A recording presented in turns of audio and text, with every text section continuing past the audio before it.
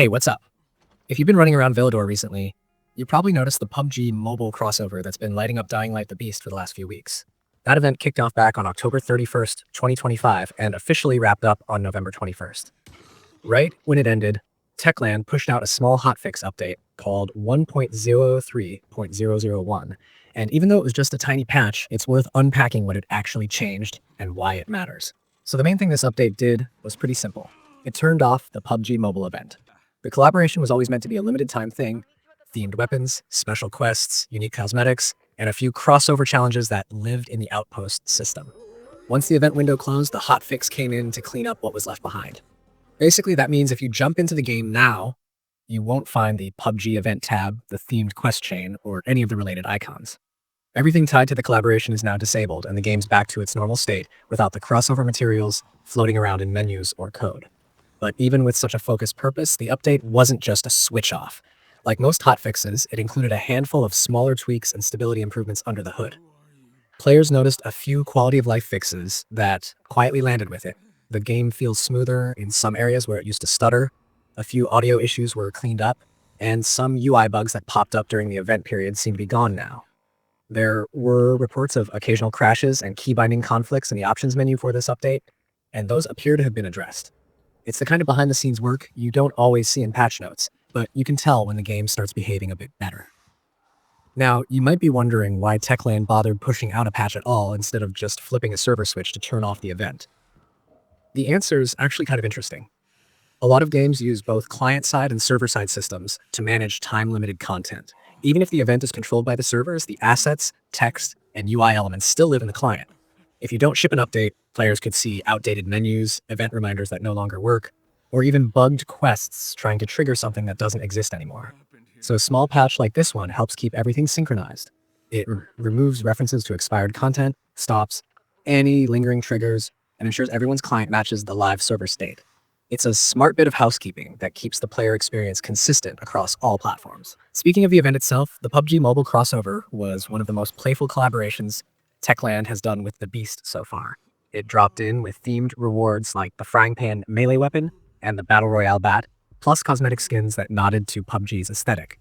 There were challenges tied to the Outpost that rewarded participation, and even though the event wasn't huge, it gave players something fresh to mess around with during that 2-week window. Now that it's gone, this hotfix makes sure everything resets cleanly. No weird event pop-ups, no broken menus, no old assets hanging around. While the headline of this update is clearly about disabling the crossover, the rest of the patch serves as a kind of maintenance pass. There are reports that translation errors in some languages were corrected, and certain missing descriptions and item menus were added back in. A few smaller animation sync issues also appear to have been fixed. These are the subtle things that might not make it into a flashy changelog, but when you've been playing the game for a while, you notice that interactions just feel more solid after the update. Even weapon swings and parkour transitions seem to connect, with fewer hiccups, which is always a good sign that Techland is continuing to polish the underlying systems.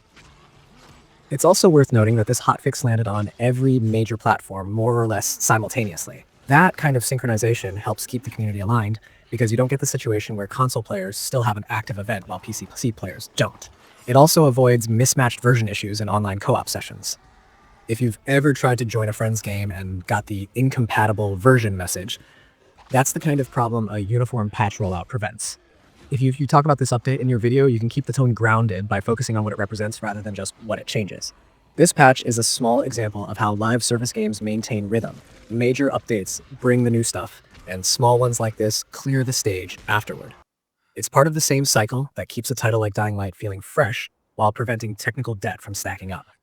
After a collaboration event ends, there's always a cleanup phase where developers make sure all the hooks, triggers, and assets are tidied up so the next event or patch can load cleanly. You can also mention that the community reaction to the hotfix has been mostly positive. Players expected the event to end on that date, and most seem to appreciate that Techland didn't just leave the content dangling or buggy after the window closed.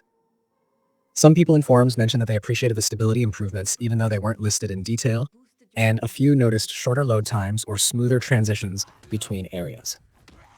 It's subtle, but it gives the impression that the developers used this opportunity to push through some optimizations that might have been waiting for a deployment window. All in all, the 1.003.001 update might be small, but it's an essential part of keeping Dying Light the Beast in good shape. It wraps up the PUBG Mobile collaboration neatly, it makes sure no leftover content clutters the experience, and it fine-tunes a few technical elements along the way. For players, that means the game stays stable and clean, ready for whatever Techland has lined up next in their post-event roadmap. If you're creating a video about it, just flow through that story naturally. Explain that the event's over, the patch turned it off, and the update quietly improved the overall experience in the process. It's a good reminder that not every update needs to add new features. Sometimes it's just about keeping the game world running smoothly, trimming the excess, and making sure everything feels as seamless as it should.